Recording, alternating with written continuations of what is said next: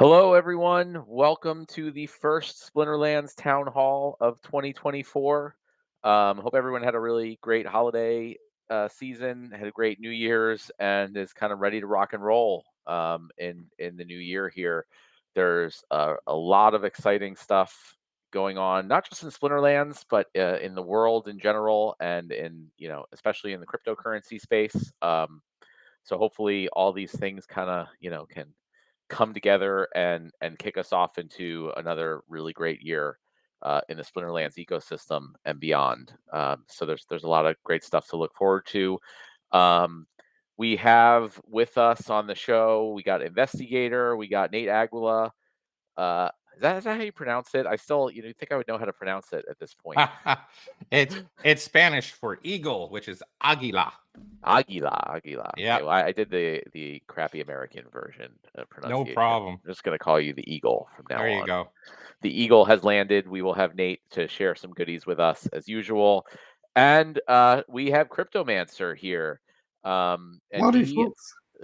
yeah, it's great to have him. He was away on traveling around the world for a while, but he is back and ready to tell us all about conflicts, which are going to be coming up next week. Is the plan, I think. So we'll hear more from him about that.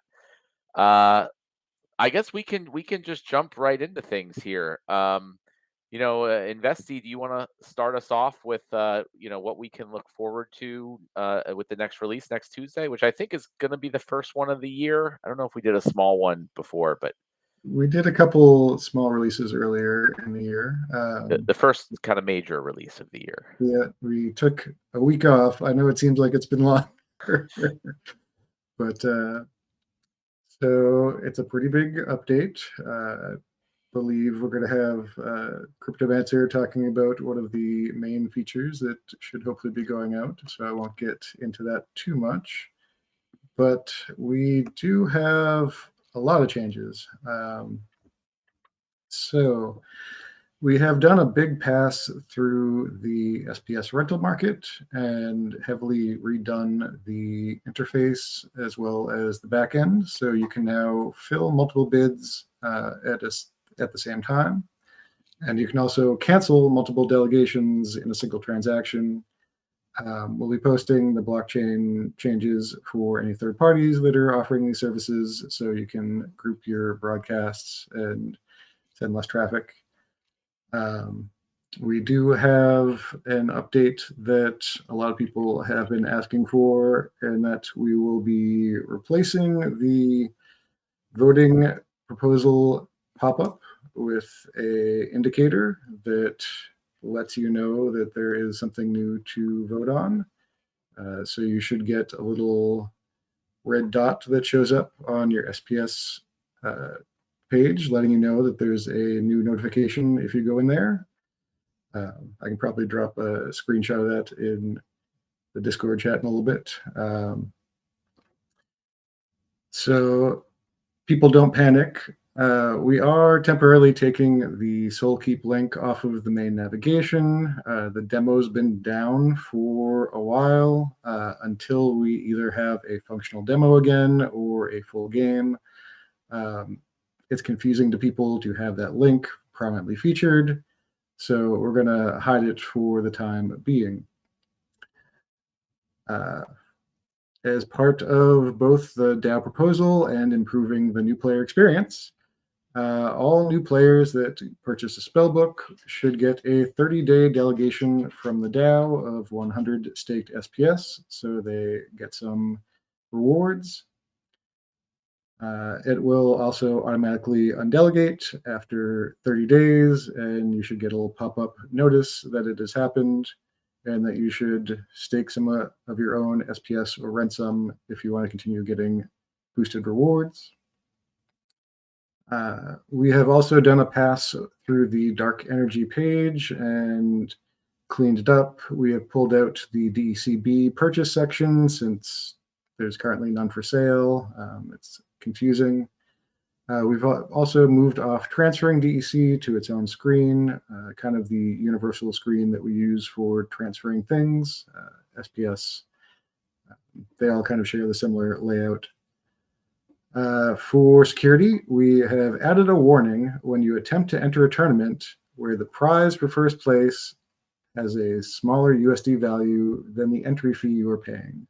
So if you're trying to enter a tournament where you're not supposed to be entering and there's an intentionally higher fee for you to enter, you should get an additional warning that are you sure you want to pay more to enter this tournament than you can win? A bunch of other cleanup. We have fixed some missing lore for the Prophet Rosa card, fixed a typo in the Lurking Puffer lore, cleaned up some of the text on the Transact page. We did add a additional check when you try to go to list a card for rent. If the card is on cooldown and can't be listed for rental, it won't let you go to the rental tab. It'll just immediately pop up an error message.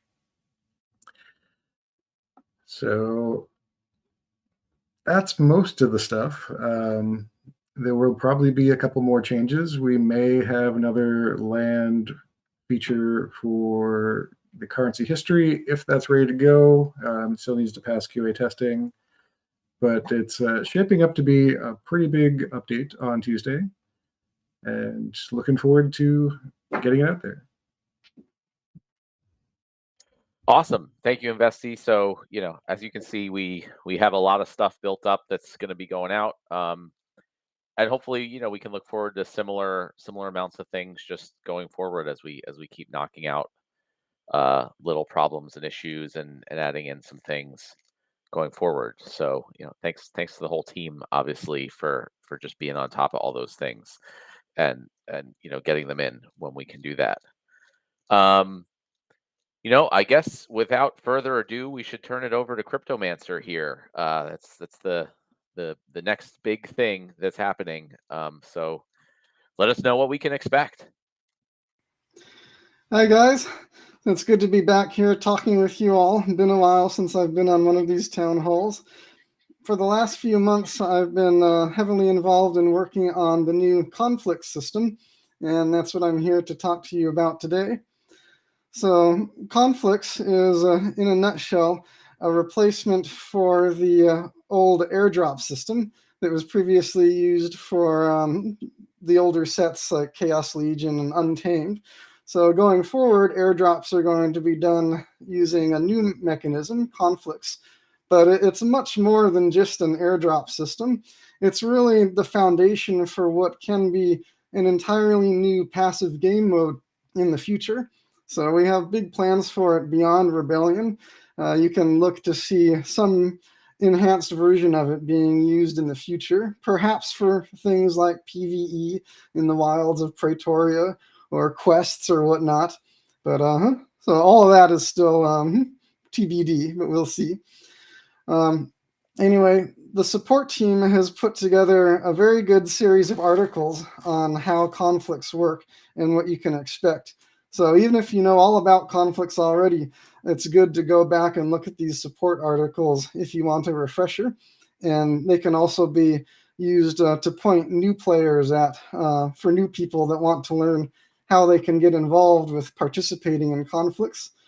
So I'm going to drop that support link into the chat here, and you can take a look. So there is the link. And here's a little screenshot of the main page. So this is linked off the gameplay and rewards section of the Splinterlands support site. And it details pretty much everything you would want to know. And I'm not going to go through each one of these articles line by line right now. You guys can look at that in your own time and check it out. But I just wanted to highlight that link. And I want to mention some salient big points. So conflicts, how do you participate exactly? Well, to participate, you need to buy these new things called mage wagons. And mage wagons are going to be for sale for vouchers, credits, and DEC. Originally, it was going to be vouchers only, but we decided to also add DEC and credits in there. So it'll be 50 vouchers for a wagon, or 10,000 DEC, or 10,000 credits. Now, vouchers are by far the most cost-effective way to get mage wagons, so we expect this is still going to be a huge voucher sink, even with DEC and credits purchases also available. But that option will be there for people that find it hard to acquire vouchers or don't want to go through the trouble of getting them for some reason. In those support articles I linked, there is a guide to purchasing vouchers on Hive Engine and Tribal decks for those of you that may be a bit intimidated by that, so I urge you to check it out. And anyway, once you have your mage wagons, you'll be able to stake rebellion cards and packs towards a conflict. Each mage wagon will allow 5 cards to be staked, or up to 100 rebellion packs to be staked.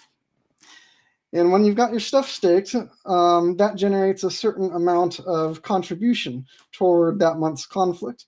There's going to be 9 conflicts in total, each one of them lasting 30 days. And at the end of each conflict, you will be able to win airdrop cards, depending on how well you participated in that conflict relative to everybody else. So rebellion cards will contribute their collection power to the conflict, and packs will contribute 100 contribution points per pack. So this means that you're encouraged to stake higher level cards, because obviously a higher level card has more collection power than a lower level card. And since you need to put your cards on these mage wagons, you're probably going to want to have high level cards to put on fewer numbers of mage wagons, rather than buying tons of mage wagons and putting level 1 cards on all of them. So you're encouraged to combine your cards and use the highest level cards you can. And these contribution points that you get from staking cards and packs will accrue on an hourly basis. Once you've reached 100,000 contribution points, you will get a chance at an airdrop card. So over the whole life of the conflict, from day 1 to day 30, you'll be getting these airdrop chances accumulated gradually over time. And then at the end of the conflict, each airdrop chance functions as kind of a lottery ticket. So you'll have a chance to earn a card for each one of those airdrop chances. And it functions kind of similarly to the DEC burn event that we had last year, if you remember that. So you'll have a certain number of airdrop chances, and everybody else will also have airdrop chances. And the amount of cards you get is proportional to your airdrop chances versus everybody else's airdrop chances. So there's a big competitive element to this. And there will also be leaderboards that you can look at to see exactly how well you're doing relative to everybody else. And then the stats for the first airdrop card, Rage, are already public. You can see Lilyfire posted a screenshot there in the chat showing the Rage card. So Rage is a pretty awesome dragon, and he's very powerful. 16 mana. I believe that is one of the highest, if not the highest, mana cards that we've had in the game so far. So this is definitely going to be a card that everyone is going to want. And you're going to get it by participating in that first conflict. Now, I see another question in there. How many wagons can we have? You can have unlimited wagons, so you can purchase as many as you want, as long as you have enough vouchers or DEC or credits to get them. And the most exciting thing of all is that this is launching next week, January 23rd, during our usual weekly maintenance window. So get your cards and packs ready. You can expect that the first conflict will be live immediately after the maintenance window finishes. So that's when you're going to be able to go in there and start staking your cards and packs. And I have another screenshot to share with you here, just to give you an idea of where you can find conflicts. So hold on one moment while I get this up. So after maintenance is over, to actually get to the conflict, hold on a second here. Okay, here we go.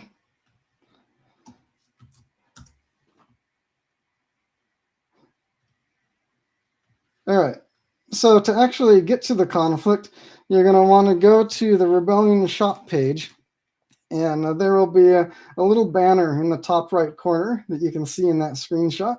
And you can click on the banner, or you can scroll down on the shop page until you get to the Rebellion conflict section and click on it there. Doing that will take you to the main conflicts menu, where you'll be able to see all 9 conflicts. And only the first conflict will be available to start with. The others will unlock one by one as the previous one finishes. So you'll click on the first one there for Rage, and then that will take you to the screen where you can buy mage wagons and stake your cards and packs. And if anything seems confusing at any point, you can refer back to those support articles, which walk through all the steps in great detail. There will also be a link to the support articles available in-game from the new Academy tutorial, which will be debuting as part of Conflicts. This will be an in-game tutorial page. There'll be a little button on the conflict screen that you can click, and it'll fold out a little tutorial panel that'll walk you through it. And I believe that's going to be used on a number of other pages going forward as well, as part of our plans for the new player experience. So all of this is happening next Tuesday, January 23rd. It's going to be great. Yeah, I am very much looking forward to it. I'm just really excited overall about this system for the airdrop cards. I think it really, incentivizes a lot more of what we're looking for, which is people actually holding the cards, and getting the value from keeping them, not just instantly reselling them on the markets. And so, yeah, thank you for all your work putting that together, Cryptomancer and the rest of the team. And get started, get all your cards ready and leveled up, and your packs ready. I don't know if you need to get them ready, but next week is when that is going to start, and it's over time. So if you wait, to start, you're going to be losing out on some of the points that other people will have by getting in at the beginning.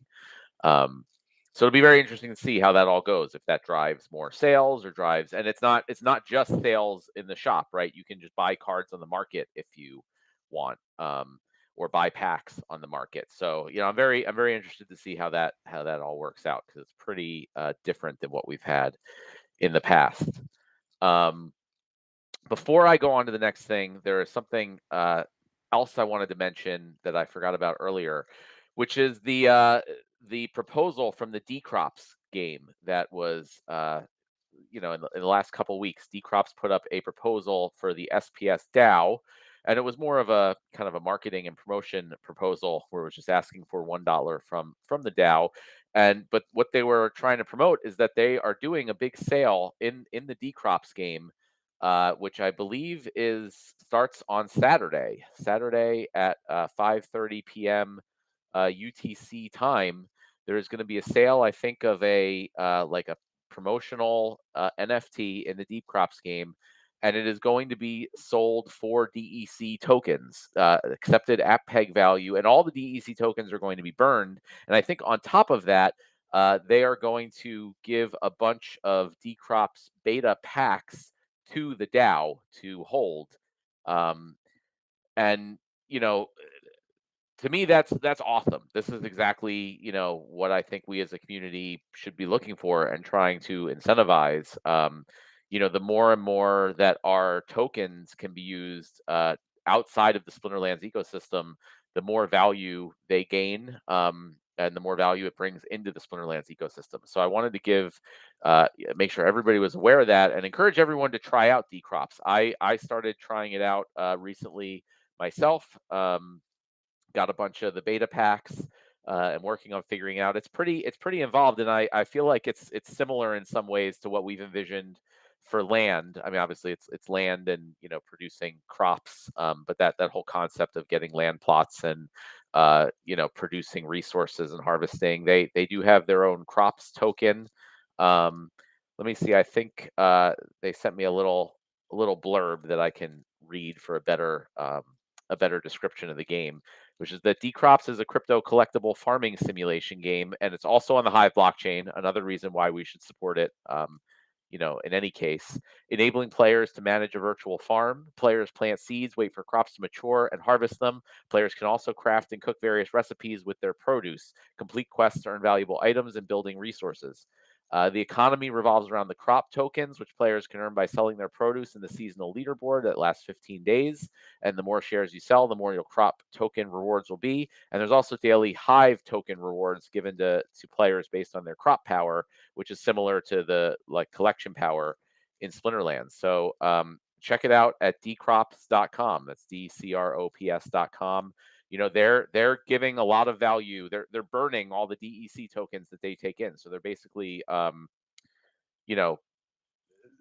these NFTs in the game. And all the value is basically going directly back to the SPS DAO and the SPS holders via the burning and the packs that they're giving to the DAO account. So please, I encourage everyone to go give them their support, and hopefully that is a model that works out well for them, which will encourage them to continue doing things like that, and other games to look at and say, hey, we should sell stuff for DEC too. I think that's a great opportunity, and I really want to give a shout out to them and thank them for just taking the initiative to do that.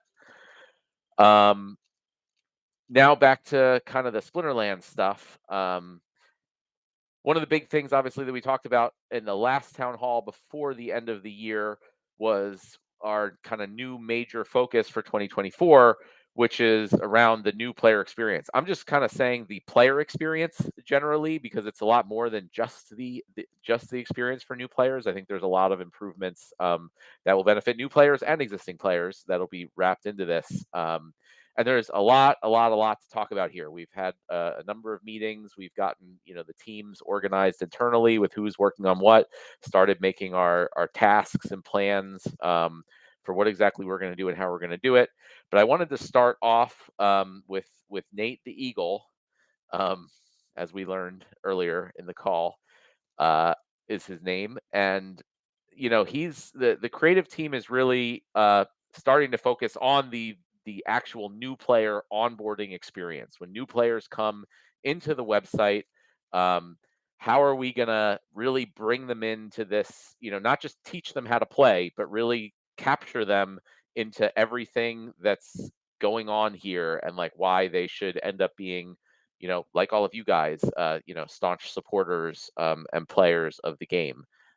So Nate and his team have come up with a lot of great stuff that I've given him free reign to go show everyone. But I do just want to caveat that these are all ideas that we're still throwing around, concepts.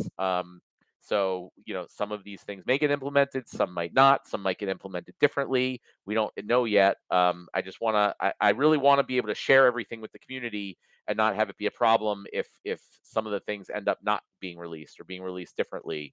So I just want to make sure everyone realizes that we want to be very transparent and open about what we're thinking about, get your feedback and thoughts and ideas with the understanding that, these are just concepts, and, what ends up going live in the site may be different. So with that, disclaimer out of the way, take it away, Nate. Sure. No, let me start off by saying that I have never, in the 5 years that I have worked with Matt and the company and everything, I have never felt so tremendously bullish. I don't know how people are thinking or feeling right now with the game, or there's been a lot of wins, whether we're talking about Rebellion or the upcoming conflicts, or I mean, you take your pick. We've had some wins, and it's been exciting to see DEC go to PEG. It was exciting to see, just the market in general, right? But all of that stuff to the side, I've always wanted the game to feel more emotional. I wanted the game to feel more like the player feels like they're in this fantasy world, right? Like they're immersed in this game world that we've been building. And for 5 years, we've mostly focused on economy and tokenomics and getting the distribution right for the token and the rewards and getting all these things. And there wasn't a whole lot of advancement when it came to gameplay for example. It's not until Rebellion recently that we revisited the gameplay, added some new mechanics, and we haven't stopped. I mean, Call Me Tim is amazing in that he's thinking of all these ideas and all these plans of what he wants to do with the balancing and the stats and abilities, and what about when spell crafting comes around, and what should we do with this and that. So it's like I don't think the mechanical advancements and innovations have stopped. I think we're just getting started. And then you talk about land and everything else, but something that's been close to my heart for a long time now has been how can we make the player feel more emotionally invested. I feel like that's always been missing a little bit with our game. We tried our best to kind of like get that duct taped on here and there where we could, but for the most part, so many people keep looking at what's my ROI, or what's the values? Are they appreciating? Or what's wrong with the token? Or whatever. And we're a game. We're kind of missing that essence, that soul. When you play a game that has a lot of soul, captured in it.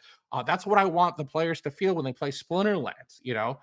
And I recently had a discussion at the beginning of the month with Matt, where I said, "Hey, what about this and this and this and this?" And then I prepared for what I usually prepared for like, well, Nate, now's not the time, or Nate, maybe later down the road, or what. And to my shock, Matt was like, "You know what? Now is the time. Let's go." And I was like, I left that call feeling like there was a shift. There was a clear shift in my brain, in my heart, my soul. I've been working on this with this company for 5 years, and suddenly I understood, wow, 2024 is going to be different, more so than any other year we've ever had. It's going to be fundamentally rock bottom, a foundational, just rock and roll different. And I think that a lot of the reason for that is because of the community. It's because of you guys. You guys have championed for this. You guys have asked for this. You guys have been wanting this, and we're finally ready to say, okay, let's do this. And that is, now that I see the pieces just starting to come together right at the beginning. We're at the beginning stages, and Matt said, "Hey, go ahead and share stuff on the town hall." I was like, "Are you sure? Because it's a little early. We're still in the concept stage. Are you sure you want to do this?" But Matt, being Matt, full transparency. Like, ever since he took the reins of CEO, I think you guys have noticed, Matt is one of those guys that's like, yeah, lay all the cards on the table, good or bad. Let everyone see everything, and then let's figure this out together, community and team members alike. And it's like, whoa, usually I sit on this stuff for a while before we're ready to launch or whatever. So I'm going to kind of tentatively go through some of this stuff, and then I'll wait for Matt to tell me to stop, or I'll be checking Matt's face to see, should I keep going? So let's start off with why do this? Like, for those of you out there who might be thinking like, well, I don't think it's worth the time. You guys should be coming up with the mini set right now. You guys should be doing this or that or the other. Really, it boils down to this. I'll share what my idea of the player experience, the journey, the evolution, starting with what attracted them to the game to begin with. Usually, it's a lot of times it's financial. For those of you who say, "Well, who cares about economics? Just look at the entertainment value." Well, yeah, but I could understand why. I mean, we're in the blockchain space. We're in Web3, which means that we are appealing primarily, at least at first, to that demographic, to blockchain enthusiasts. So we can't ignore that. That for a lot of people, that's the hook. How's our token value doing? Is our economic sound? All that good stuff. So we can't ignore it. We haven't been ignoring it for 5 years. We've been focusing on it. So that does get them in, but that only goes so far, right? Eventually, they could be a user if the mechanics are enticing enough. But we have a rapid strategy game. The mechanics are pretty cool. I still play every day. I don't know about you guys, but I enjoy playing the game. So I think that as we increase on tactics and we have spell crafting and all other stuff we have planned, I think that's only going to get better and better. And we'll take over the collectible card game space, not necessarily in the typical drawn out half-hour sessions turn by turn, but with rapid strategy being the banner that we wave and say, yes, we are at the forefront of rapid strategy Web3. And I think that is a good space to be in. But how do you get people further down? How do you get people down to become a player where now they're enjoying the entertainment value just as much as the mechanics and everything else. But how do we push them all the way down to battle mage? If you go on Twitter right now and you're tweeting, or you go on Hive and post a blog, or if you say just in public anywhere or for any reason you type out the word Vonok, you're like Vonok, then count yourself a battle mage. You have unlocked that achievement. And that's because you're passionate. You are so passionate about the Splinterlands potential and the ecosystem that you're willing to take a made-up word in our fantasy world and preach it out to the masses and say Vonok. And you're just eager. You're just waiting for someone to say, what does that mean? And you're ready to tell them what that means. And it's like the secret handshake, right? It's like you're part of a secret club. Um, so how do we get more people to shout Vonok? How do we get more people that excited and that enthusiastic? And I think it really boils down to emotional investment. It's like they can't just be financially invested. They got to be emotionally invested. And that's where we have this paradigm shift with the way that we design and we develop as a company. Um, I think that previously we had it something like this. We were very much in the beta stages for 5 years. We've been in beta, right? We just throw stuff out there. We see how it works. We look at the metrics. We tweak. We tinker, and sometimes it comes across as a little duct tape. It comes across as a little bit like we're in a beta mode, and we have been. We've been very much MVP philosophy. So it kind of looks like this. This is kind of the methodology we've been using is like, hey, how can we put out something that's functional, and maybe we sacrifice a little bit of the UX, we sacrifice how enjoyable or how intuitive it is, and as a result, we have quite a bit of UX debt, is what I call it.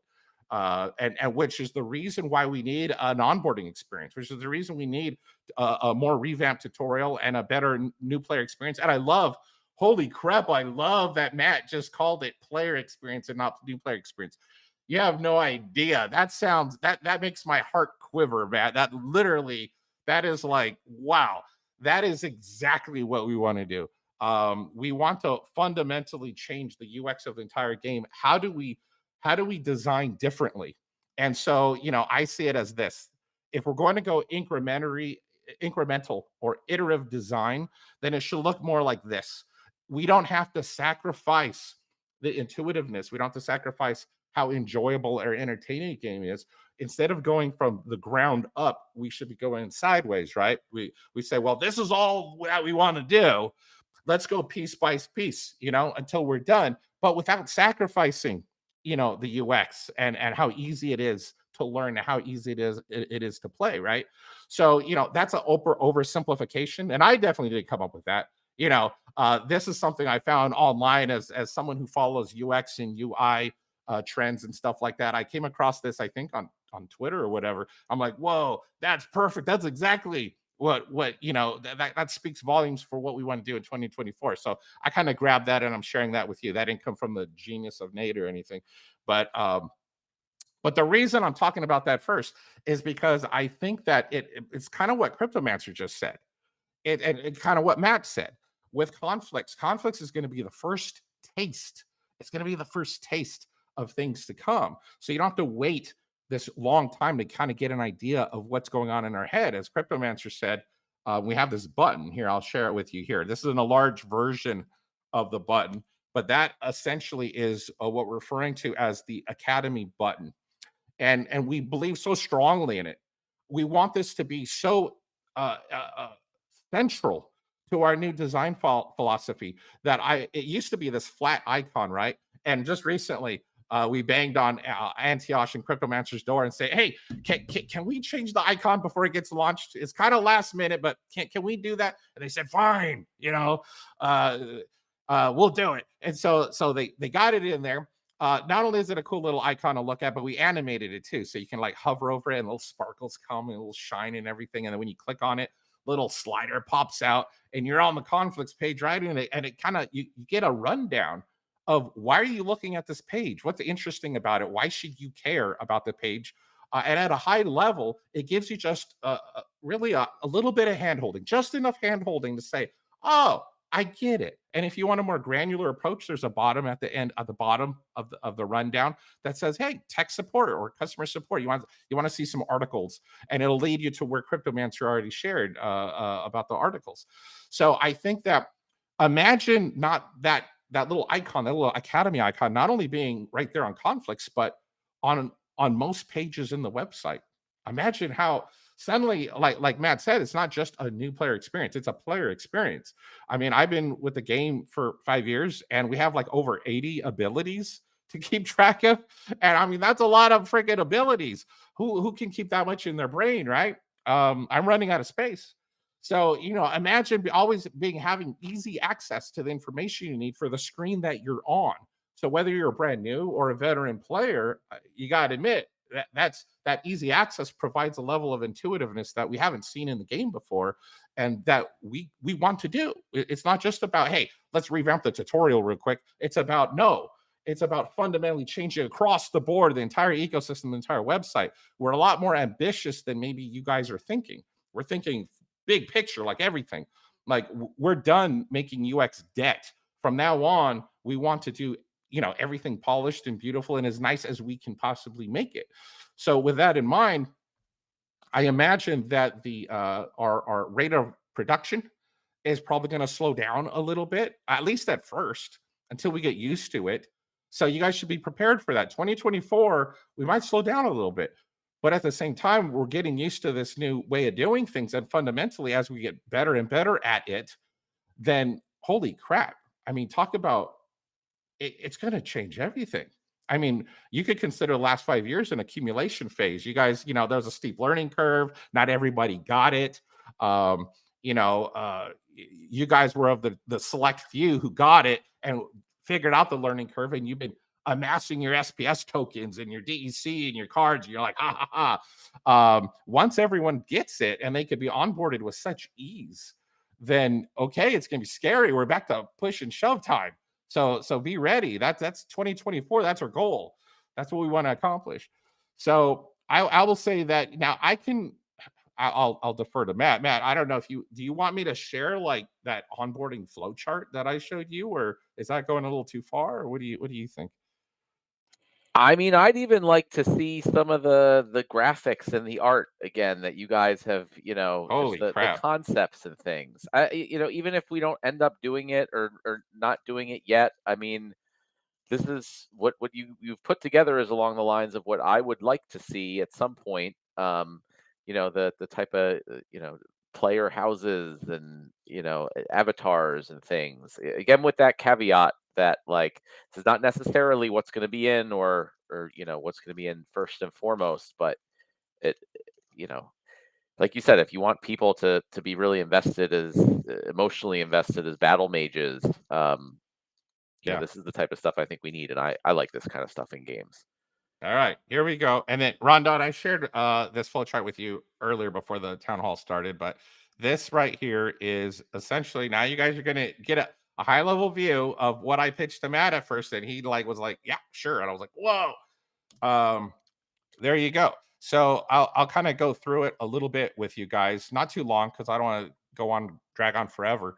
But essentially, the four fundamentals of what I think are important for a strong onboarding experience is that it needs to be simple, it needs to be personalized, they have to feel like they're part of the adventure, personally, emotionally, has to be progressive, meaning that every step of the way it's not tedious. It feels like they're unlocking something new, they're gaining some achievement, meaning there's a game loop involved here. And then there has to be some sort of social aspect to it. They see something happening here that is going to be something special either now or down the road, a social flex of sorts, or an opportunity to socialize with other people in some way, and not just the bot's doing it, or I'm just going to skip the battle and it doesn't matter. I don't have to interact with these other people at all. It's like, no, let's change that. And it starts with the onboarding. So ultimately, I want to be able to start with the intro clip, basically a cutscene. I want to start off with a bang, some animation sequence. Then they're introduced to registration, and you'll notice that there is a cadence here. There's a hey, wow them with something emotional, then ask them to input information or to do something, some action, and then wow them with emotional investment again, so that there's always this give and take, this balance. It's never quite super tedious and just informative like I'm at school. It's more like, whoa, this is cool. Okay, I could do that. Whoa, this is cool. Okay, I could do that. So let's go from registration, email, password, and let's get them involved. Let's make them part of the world. Let's get it so that you can customize your persona within the world.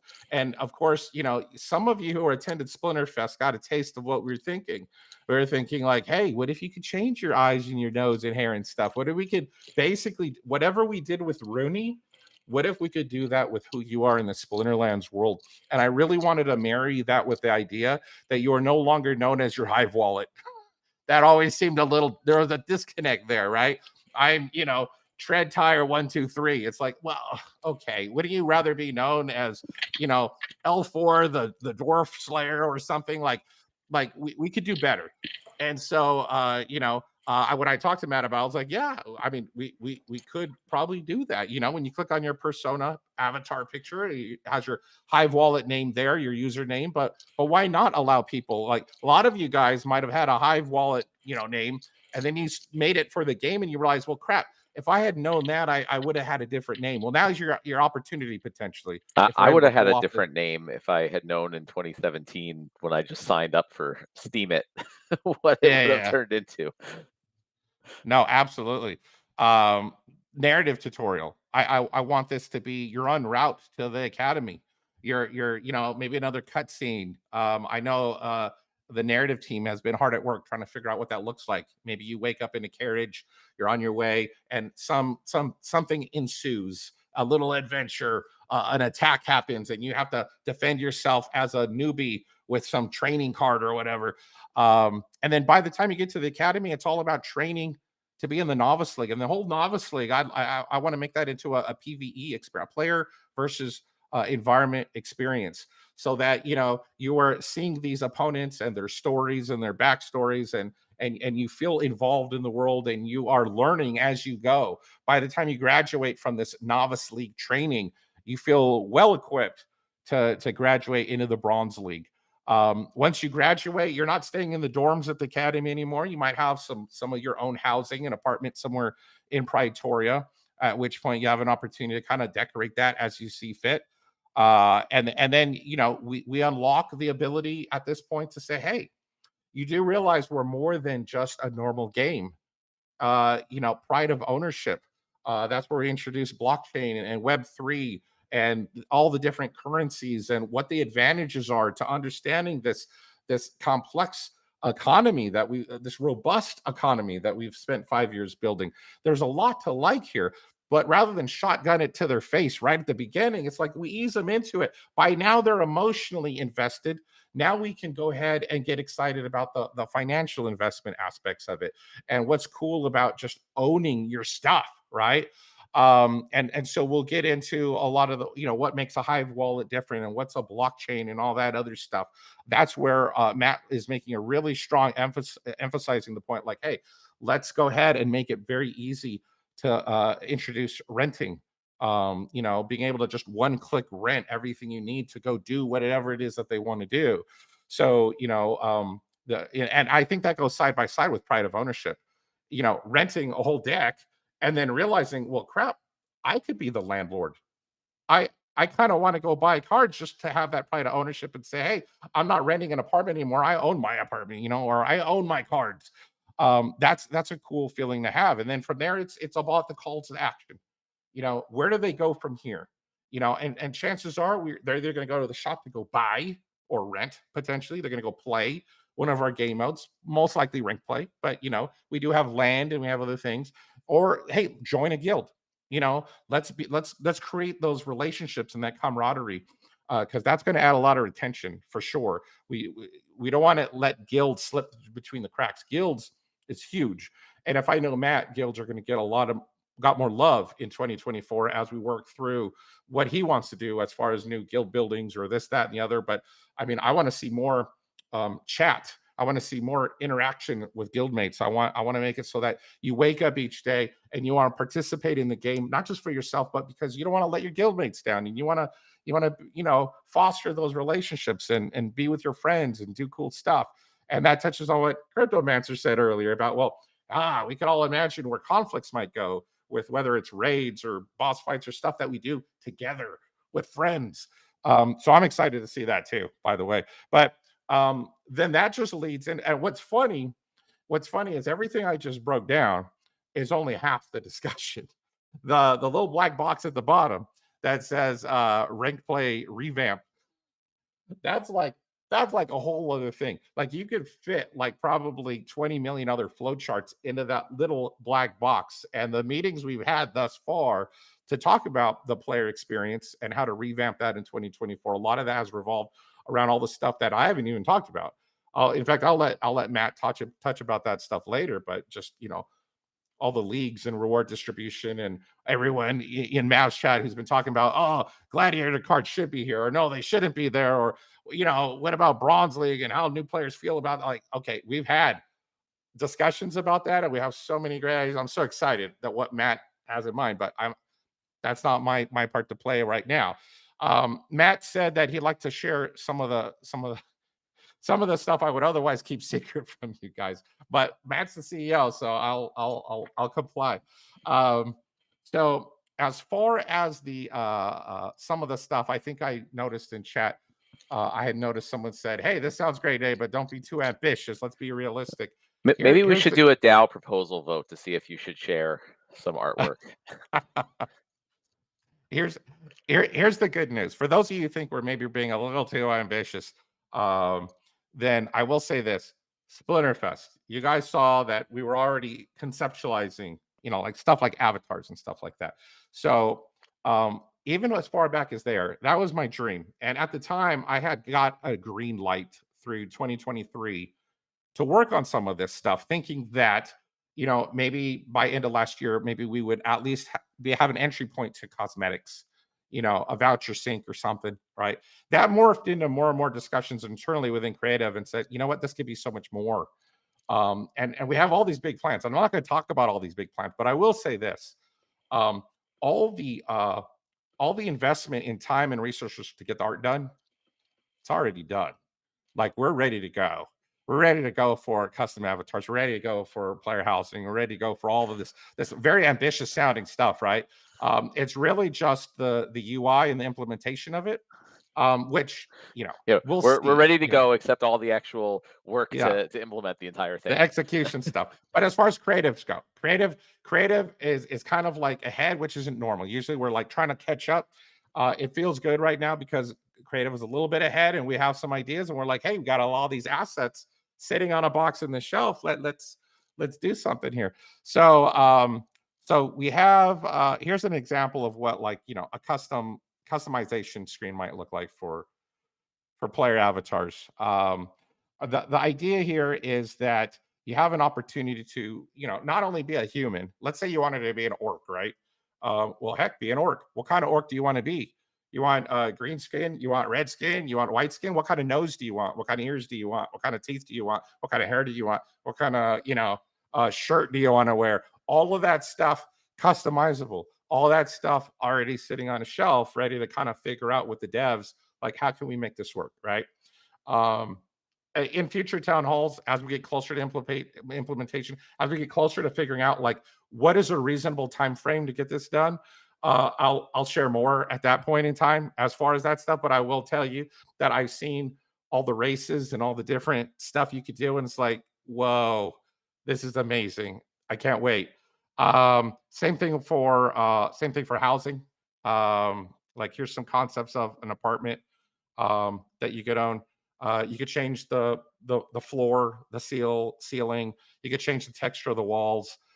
If you want to add furniture to it, then hey, let's add furniture. What do you want? You want a fireplace? You want a painting? You could swap them out. Chandelier. You want to hear music? You want a pet? Bookcase? Whatever it is you want in this room, interchangeable. Switch it out. Switch it in. Whatever. Matt and I discussed the opportunity, and here, for those of you out there who might be wondering, like, Nate, what's the point of all this stuff? I don't care about cosmetics. Well, okay. There's a lot of benefit here. There's a lot of benefit to cosmetics. And I wanted to make sure that we didn't launch cosmetics. And of course, I didn't even talk about skins yet. And I don't even know what to talk about skins this town hall. We'll do that later. But essentially, I didn't want to release something like skins or cosmetics or anything like that unless it had a strong something so it could stand on its own 2 feet. We released cosmetics before, and I was like, no one cared about those unless there was like a SPS airdrop involved, right? So we're not going to make that mistake again. We want to make sure that cosmetics have a good point to them. And as we figure out and flesh this out and dial this stuff in, we'll share more of that in future town halls. But I don't intend cosmetics to just be it looks pretty. I want it to have a point. I want you guys to care. I want you to be motivated to have them. Maybe even more so than the cards. Like that would be my dream. But I do know that social flex is not without its benefits. If you're like me and you're competitive, when the battle starts, how cool would it be to have it look like this before the battle starts? Where you get a customized, I want to be this mouse guy or I want to be this dragon guy. And I go ahead and choose the card backs and I choose what I look like. And boom, this guy versus this guy, bam, right? And you put the love and attention and detail into saying, hey, this is me. It's not some summoner fighting, it's me fighting. And Squeaker the Mouse Lord is come to throw down. That would be freaking cool. And I could only imagine the ripple effect that has for organic marketing, organic growth, taking to the streets on Twitter or Facebook or Instagram and just being proud about who you are in this fantasy world. It's a different take. It's a huge differentiator between us and like all the other card games out there, where it's just a card game. There's no RPG flavor at all as far as hooking you and sucking you into the world and making you play a part in the world, which is I'm excited about conflicts, by the way, because it does that. You're a battle mage and you're donating to this rebellion cause that's happening and you're in the war and you're involved in the story. You're part of the story. And I was told to remind you guys, I know I'm off on a tangent, I apologize, but I'm going to forget if I don't say it right now. Lilyfire was kind enough to remind me that for those of you leading up to conflicts, before conflicts is released, I encourage you the day before or before we go down for maintenance, if you're on mute, because you turned all the sound off. And I understand why. Our volumes were a little too high on the background music we're currently trying to change so that when you go to a screen, it just doesn't blare at you and you're like, whoa, let me mute that. We want you to hear the music. So rather than have that knee-jerk reaction, we are trying to adjust the volume levels. That way, when you go to a screen, it's not blaring and you're okay with the music being there. So don't worry, we're changing that. But the point is that we have a little special surprise when you engage with conflicts for the first time. You're gonna want your be unmuted. You're gonna want to be able to hear stuff. So keep that in mind before the maintenance goes up and you go interact with it. But speaking of which, just to give you an idea of the onboarding, we do want it to be immersive, kind of like what I'm kind of like hinting at for conflicts, and that means that you are truly part of the story. The onboarding experience should look something like this, where you got different backgrounds for any combat that takes place. You have characters to interact with. You truly feel like you didn't just make a custom avatar for no reason. Like, no, you're part of the world. And we have a lot of ideas on how to make sure that this proves a template that is easily repeated in the future if the onboarding is successful and we get all the tech aspects dialed in, then that's something to look forward to. I'm hoping that it does prove a template for other gameplay modes in the future. I'm trying to think what else we got here. I have. We are running a little short on time, but Okay. Well, we have so much, but I'll cut it short right there then, because that's plenty, right? Yeah. Yeah, well, I mean, we'll have the next town hall in 2 weeks, so yeah, feel free to share more then. I don't mean to cut you off. I think all this is good stuff, which is why I wanted you to share it. And I guess it's easier for me now because I'm not the one doing all the implementation of it. Yeah. But yeah, the team's got a lot of stuff to work on. So big ambitions, and we're gonna see how much we can get to. Um, I wanted to also take some time to talk about sort of the other half of the whole player experience project, which is less on the creative side and more on the gameplay and mechanics and economic side. Um, and one of the things that the team has been talking about and starting working on is a pretty significant overhaul of the ranked battle system, which I think is also behind a lot of the bad experience that both new and existing players are having in certain areas of the game. Um, and from that perspective, the way I kind of feel is that obviously when we first started this 5+ years ago, we kind of had really no idea what we were doing or what would work or what wouldn't. We put together our best thoughts and ideas at the time into what has become our ranked battle system, and then as there were issues, we would kind of go, well, let's add this new thing and let's put this on, and then we throw in collection power, and then there was the leaderboards, and then there's different reward penalties and mechanisms and all these different things, with how the loot chests work, and just all the different changes over the last 5 years. And honestly, I think it's kind of become a bit of a mess.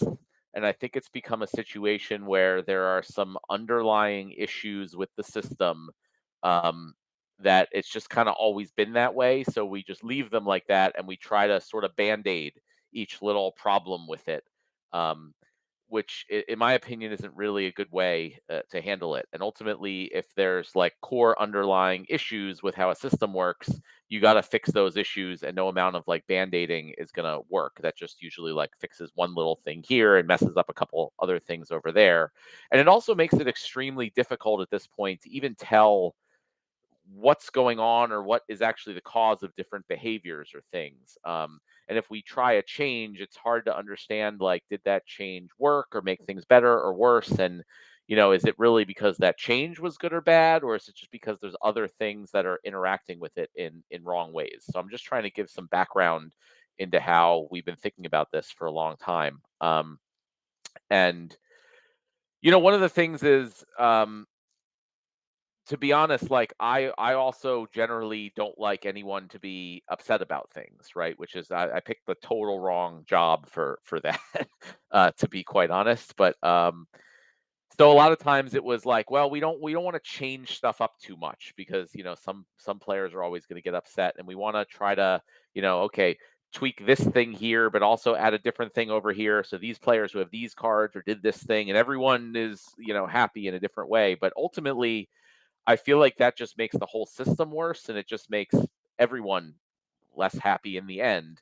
Um, and my goal is really, I just want to make the best product overall. And the best product will bring the most value to us and to the players and to everybody in the ecosystem in the long term. Um, and I think we need to just focus on that and not specifically like what happens to these specific alpha cards or this or that or the other. Ultimately, if the product overall is better and we fix a lot of the underlying issues, that doesn't mean we're specifically doing anything to alpha cards. It's just something in my mind that is a consideration. But ultimately, if we make the whole product better and we fix the underlying issues, even if they're kind of major changes that some people may not like in the short term, that's going to majorly benefit everybody with any types of assets in the game long term.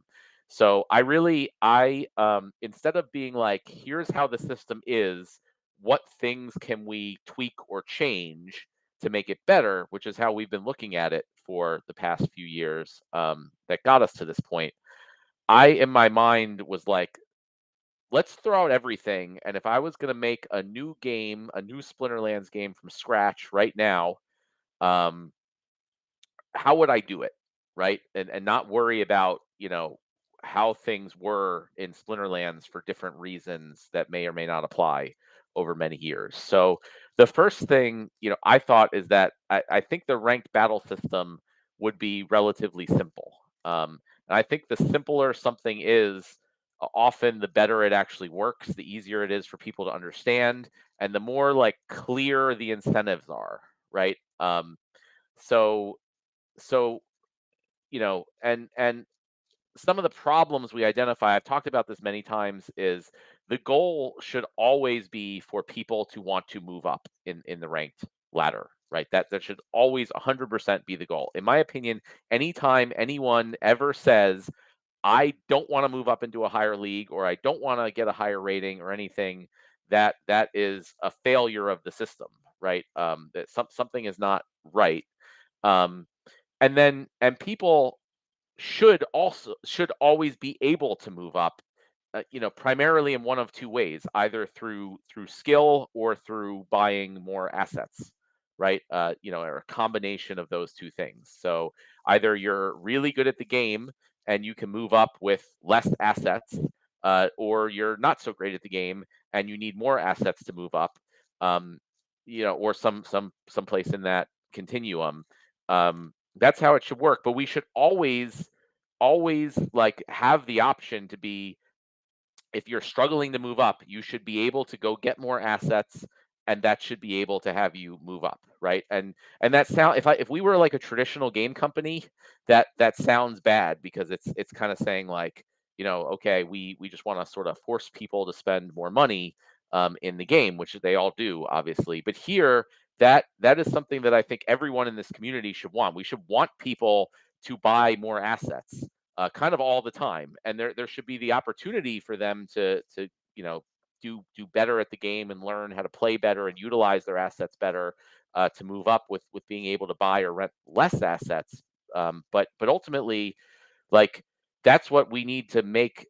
Like, that's another fundamental problem, is if people don't feel like there's a benefit to getting more assets. And that's happens right now in the game. A lot of people, they find their niche. They're like, yeah, I fit in Silver League and I play good and play well there, and get my rewards. And there's like no reason, they don't feel like, even if they bought more assets, or it's just way too prohibitively expensive for what they would need to move up to Gold League.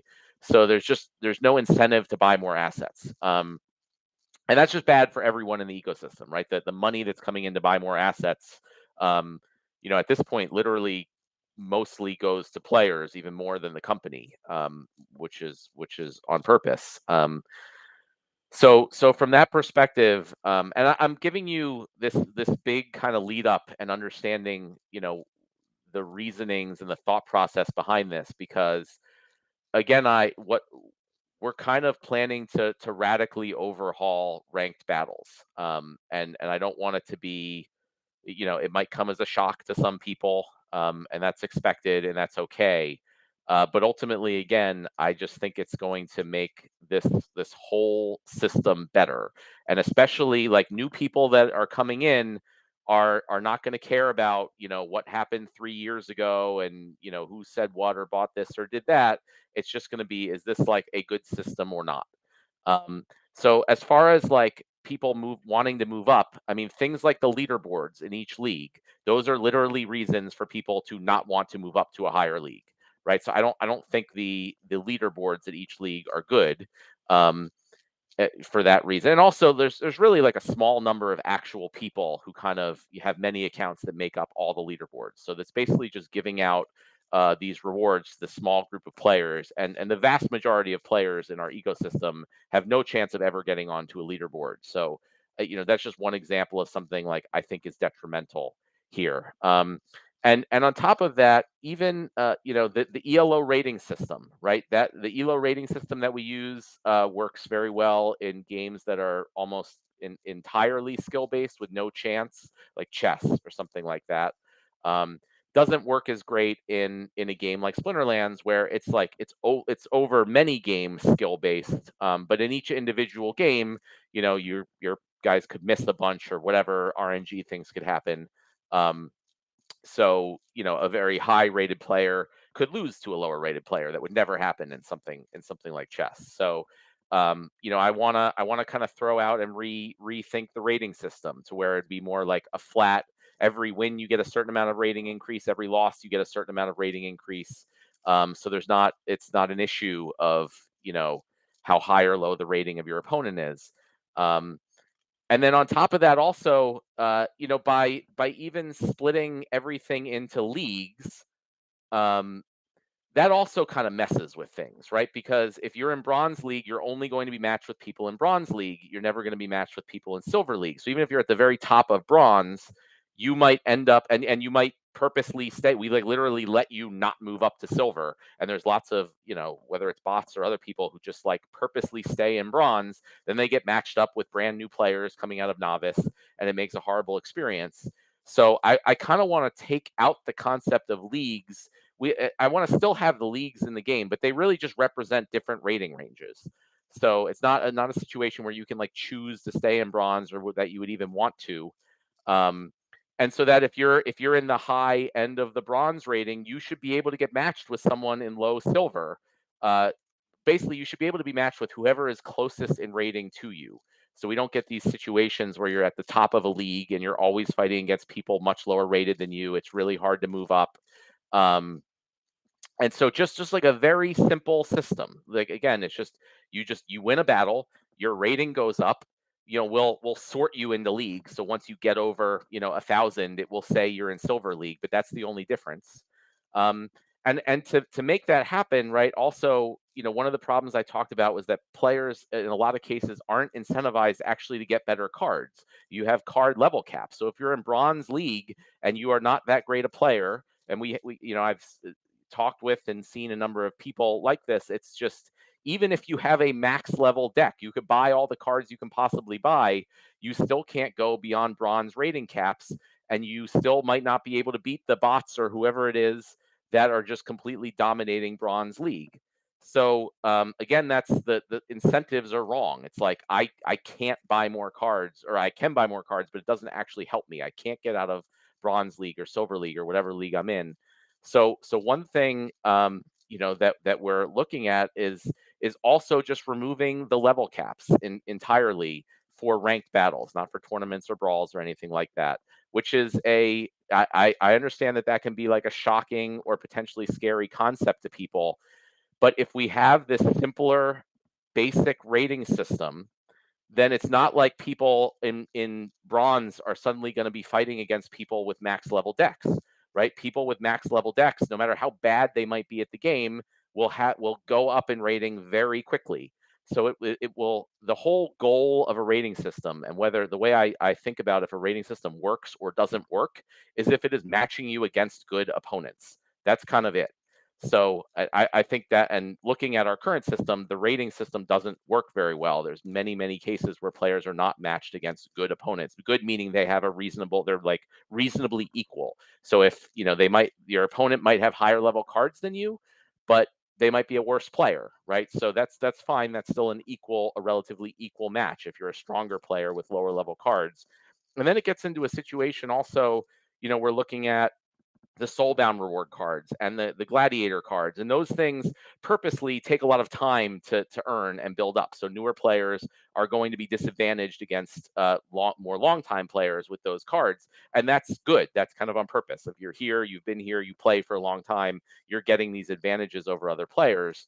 But a newer player may just go and buy a few, you know, higher level key cards that will still allow them. So if they put more money into the ecosystem, if they give more of their money to all of you, to all of us, they'll be able to compete against the players that have spent more time and earned those gladiators and soulbound reward cards, right? So it really makes all the incentives just, in my opinion, come together and work together really well in this simpler system. And if you're earning soulbound reward cards, if you're in Bronze right now and your soulbound commons get above level 3, they're worthless. It's just a waste for you, until they're able to be unlocked and sold, which I also do want to talk about. I'll try to make it quick. Um, that sucks too, honestly. Like if you spend a lot of time playing and you earn these cards and you level them up, you should get to use them in your battles. and then the rating system will, if the rating system is done correctly, it should automatically sort everybody, uh, so that you're battling against reasonable opponents. And so when new players are coming into the game, they're not going to be fighting against bots that have, the max level cards for their league and have 100% optimized the game. Those bots or those players will move up in the ratings. And they won't be battling new players. New players will be battling other players that have similar cards or similar skill level, as themselves. So, to me, it can be a little scary and different, for everybody, but I encourage people not to look at it, well, this is what I'm used to, this is how it's been for so long. That doesn't necessarily mean it's good.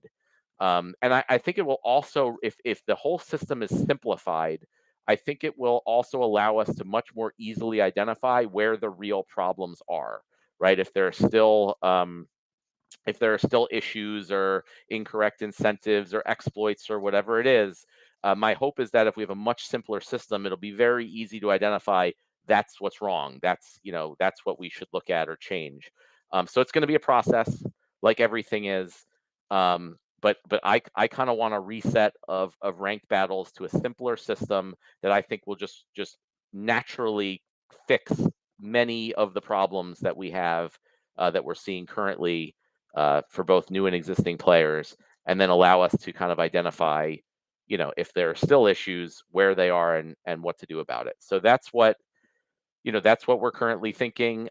This isn't a new thing. It's something I've been thinking and talking to people about for many, many months at least now. And we had a very long call with a bunch of the team members who all had different ideas and opinions and thoughts. But I think this is just gonna, this is, to me, like one of the really exciting things, because instead of just trying to play whack-a-mole with all these issues where we whack one of them and cause two more, if we fix the underlying system, everything kind of naturally falls into place. And so I mentioned, about Soulbound reward cards really quickly, and I wanted to talk about that because I know that's a big topic of conversation, with the community. And that's also a topic of high importance that we are working on. So, um, the plan is to release a new set of Rebellion Soulbound reward cards. We're looking at mid this year, so I'm shooting for like a maybe June, July-ish timeframe. Will we hit that? I don't know. We'll see. We're going to do our best, but that's what ideally I would be looking at for that. The plan is that at that point, once there's a new set of reward cards for people to earn, the old set of cards will be able to be unlocked so they could be sold, and traded and transferred. As far as the cost to unlock is still something we're thinking about and working on. But again, like I was just talking about, I'm going towards a simpler system, right? And if things are like simple and equal across the board, we don't run into all these little issues. So one of the big problems we had in the past with Chaos Legion is that we kind of went out and sold things. We put tons of cards into the ecosystem for very low value, very low prices, whether they were like bulk sales of Chaos Legion packs, whether they were the Chaos Legion reward cards. We just flooded the market with stuff and with cards. Um, and that's just always bad. That's just going to hurt that's just dilution, and it hurts everybody, and we've all experienced that. And those were big mistakes, and I don't want to make those mistakes again. The whole point of Soulbound reward cards was so that players could come in and they could play, and by spending time and playing the game, they could improve their collection and move up, which I think is a good and really important thing. Like, buying cards is not the only route. You could not buy many cards, and you could play, and you could earn a lot of cards, that give you advantages. The Soulbound reward cards and Gladiator cards, you play, you earn them, and you can move up just by doing that. And I think that's good. And by making them Soulbound, we fix the issue of people being able to farm those like we had with the other reward cards. So I think it was a really great solution to that problem of how do we let people move up in the game by just playing and not necessarily buying things without destroying the economy. Now, of course, once those cards are no longer available to be earned, when the new set of Soulbound reward cards comes in, then we need to make it so that those cards are available for players to buy, and for the players that got them to sell. And the question is the pricing, right? So, there's a lot of people in the community have different ideas, but ultimately, um, in my opinion, the price of packs, the price that we sell Rebellion packs, is sort of like the core pricing of cards. It's just like this is the price that cards cost, like the price per collection power, you could say, or the price per DEC burn value of cards in the game. And if we just stick to a single pricing throughout everything, then we won't constantly have problems down the line. And a lot of people were saying like, oh, we want soulbound cards to be able to be unlocked for this, but we understand that that causes problems for land. So for land, we need a different solution. Where it can be, there's all sorts of ideas that were been thrown out. But to me, if it means there's a problem somewhere else in the game, then to me it just means it's priced wrong. And we get into the situation where we have something that's underlying thing was done wrong, and then you have to sort of patch it in each area of the game. And who knows what other areas then it's going to cause problems for in the future. And we're going to have to keep coming up with different solutions and different solutions, and it just becomes a mess. So my thinking is that we just need a set, like this is the value of cards, right? Um, for every card, every type of card throughout the whole game, they have one set and fixed value. So everything that we design, whether it's land or conflicts or whatever it is, PvE in the future that uses cards, there's no like weird exceptions and differences and things that have to be made, because certain cards were given out too cheap or too many or whatever it is. So from that perspective, just to share some numbers, the cost of the average cost for packs, like Rebellion packs, including the bonus packs, is something like 18 times the collection power, right? So the average value of the collection power you get when you open a pack, the pack costs, or the DEC burn value of the cards in a pack, is about 200. So in the average pack, you get about 200 DEC worth of cards, and the pack costs, the base cost is $4. You can get it a little cheaper, so that makes it about 18 times that 200 collection power. So that's our baseline. That's what cards should cost. And I think unlocking the reward cards should cost something similar to that, and then you'll be able to get a discount by using vouchers as always, right? So that's what we're looking at. So something like 2 times burn value, 4 times, 5 times burn value would still mean that those cards are way cheaper than any other cards that are going into the ecosystem. And again, that messes up everything if a certain huge supply of cards is just offered way cheaper. And they also have benefits in that when you open a pack, you don't know what cards you're going to get. So you buy a pack for $4, you don't know. You get random cards. Sometimes you get better ones, sometimes you get worse ones. But with the Soulbound reward cards, you actually get to choose. So you can say, I want to unlock these cards because these are valuable. People want them. I want to sell those. So it's like buying packs, but you get to choose which card. Like I only want to spend $4 on a pack because I know it's going to have this legendary card that I want. So there's even reasons. There's reasons why those cards should cost potentially even more. But there's also reasons why they cost less. I mean, you obviously had to have other assets and put in the time to play with them, to play and to earn them. So that kind of figures into the cost. So we're looking at higher numbers to unlock the reward cards. And I know that some people are going to be very upset about that. I know some people just assume that they should be able to get these cards for free or for cheaper. But I think I disagree with that. And again, I disagree with it from the vantage point of how do we make this a very strong, sustainable ecosystem that benefits everybody over the long term, and allowing a huge influx of cards at extremely low prices hurts everybody. Um, simply that's the case. It just hurts everybody over the long term. So the value of these cards, the whole point of the soulbound cards, is you're earning them and you're getting a better deck that you can play with. So you do better in ranked battles. You earn more rewards for this whole time period that they're available. But then if you want them to be tradable, you are going to have to spend a similar amount to if you were buying those cards through packs. And going forward, I think it makes sense that every card that's added to the game via any mechanism is going to have a similar type of pricing. Like the same amount of value needs to be put into the system before these cards get released, or otherwise it just dilutes the value of everything. And I think we're going to do, it'll be a time period, there'll be a time limit, right? So these cards won't be able to be unlocked forever. Something like 6 months or a year at least, right? So after that point, that will be it. Whoever has unlocked those cards, that'll be the amount of those cards that are in circulation. And then who knows, what the price might be of those cards, based on the market after that. But I think it's just extremely important to not repeat the mistakes we've done with Chaos Legion, and not to allow such a large influx of cards into the ecosystem unless they're at the same price point. So that's kind of what what I wanted to say about the Soulbound reward cards.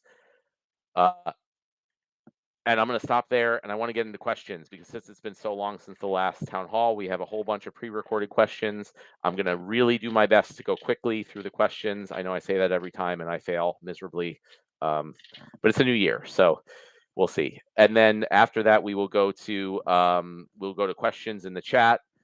Please wait to post your questions in the chat until the official questions have begun post is there from Azaria or Rondon. Because I won't see them before that. So from the pre-recorded questions document, first couple questions are about Rebellion. How are the Rebellion reward cards coming? Have they been started yet? Yeah, great question. We just started talking about that. We've just barely begun them. So the creative team is going to start working on them. Call Me Tim and his group is going to start, designing them. And we're looking at, roughly 6 months out to have them be available. The next question is, it's a very long one, so I'm not going to read the whole thing again for time, but it's really about the balance of the Rebellion cards, and it's saying that they feel that the set is quite underwhelming, and that a lot of people are able to do very well without, hardly any Rebellion cards. So, this is really more of a question for Call Me Tim and some other people. And it's kind of made, before I answer this question, it's kind of made me realize that as I've stepped into the CEO role, we've had other people step into a lot more of the design roles, which is good. And I'm not kind of as directly involved in all this stuff. And that leads to a lot of questions being brought up on the town halls that I can't answer, or there's nobody on the town hall that's able to really answer them. But I do really want those questions to get answered. So I'm kind of opening this up to, team members that are listening. Maybe if we have some channel where, that only team members can participate in, where we post these town hall questions that aren't able to be answered on the town hall, and then other members of the team can go and post responses to those questions later on when they get to it. That might be a good way to allow these questions to be answered. So my overall feeling on Rebellion is that, I like the set. I use the cards quite often. I'd say I feel like it's almost 50-50. I'm also not the best player. So, maybe I'm not doing it the best way. But yeah, my goal, and it's kind of funny because some people also complain that they feel like the set is too overpowered and that we're having power creep and all these things. So, it can go either way, but I do feel generally that the set we should kind of sort of have power creep over time. We want to encourage people to get the new cards. It benefits the company, it benefits the DAO, it benefits all the players. And we have other ways to give value to the older cards like land. So, if we kind of look at the data, and I'm hoping we can get Call Me Tim to respond maybe in this new channel if it gets set up, what he thinks or what data they're looking at. If it turns out that the cards aren't getting that much play, I think that's something that's worth looking into. Last question under the Rebellion category: when will the team add Rebellion card pack rewards in the dual mode? I'm not sure what that means. If it means adding card pack rewards into loot chests, I think the decision was made to not do that. And again, not to because we don't want to be giving out packs for free. We want to maintain that price point for packs and cards. If it's something different, let me know in the later question piece. And then it says, I suggest combining it with the previously approved wild minimum collection power system proposal and burning DEC to allow Soulbound cards to obtain actual collection power and the right to list transactions. I gotta say, I'm not really sure I understand this question. So if you want to rephrase it later, I'll try to respond. New player experience question. As part of the new player experience revamp, will removing the underleveled card penalty be considered? And then there's a whole long explanation for why that should be considered.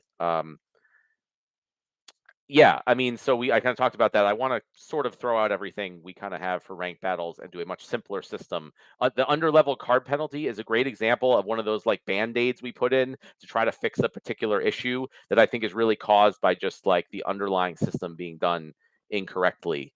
And then all these little, it's one of those things I didn't even remember about it, honestly, and I just quickly added it to our to-do list when I saw this question. And the fact that there's like so many of these little like rules and things, it to me that indicates like our current system is flawed. And if it's built correctly from the ground up, then we won't need all these weird little penalties and rules and things. So yes, the plan is that type of stuff will go away and should be fine. Next question about the new player experience, or what are your plans to attract new players? Yeah, so the attracting new players part is going to come more toward the second half of the year after all this new player experience stuff is hopefully done or mostly done and in place. So when we get new players in the door, they stay and they become new whales in the game. But the plan to do that, I mean, I think the things that have worked the best for us are things like promotion, like cross promotions and things with other, blockchains or other projects. I found that stuff tends to work a lot better than like Facebook ads or whatever it is. But ultimately, at some point, I think we're going to need really like a new chief marketing officer type role in the company, which we don't have now. And someone who's really experienced specifically with like Web3 crypto project marketing and promotion, and just knows how to go out to the different communities and groups and knows how to reach them and what they're interested in and excited about and how to get them in. And Nate mentioned on a call, also being able to utilize our player base, utilize you guys. You guys are our best asset as far as getting the word out and getting and attracting new players. And especially, it would be especially helpful if we had someone internally that could help direct that, help set up opportunities, and then go out to our player base and say, hey, we're working with this group and we're doing this. Like everybody go out and talk to these people or get involved in this thing or whatever it is.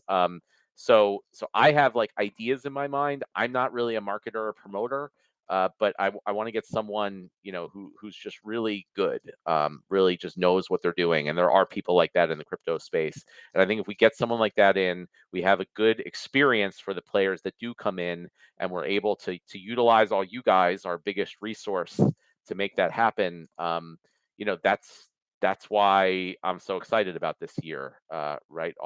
And what Nate was talking about, like that's why we're so excited. It's not just like what more things can we keep throwing out to get you guys to throw in some more money and dilute our asset base. It's really like focusing on getting lots and lots of new people in to an awesome experience where it just brings a whole bunch of new money into our existing assets that you guys already hold. And that's the goal and that's the focus. Has there been any decision on when Soulbound reward cards will be able to be unlocked and what cost? I just talked all about that. So the next things are about tournaments. Can the team hire someone to take care of tournaments since Weirdbeard left tournaments were abandoned and the design is frozen in time? Yeah, no. So I know. So the answer is kind of no. The team, we just can't hire more people. We unfortunately had to let go a lot of people. We are not in a position to bring in more people, and that's why I've sort of turned tournaments over to the DAO.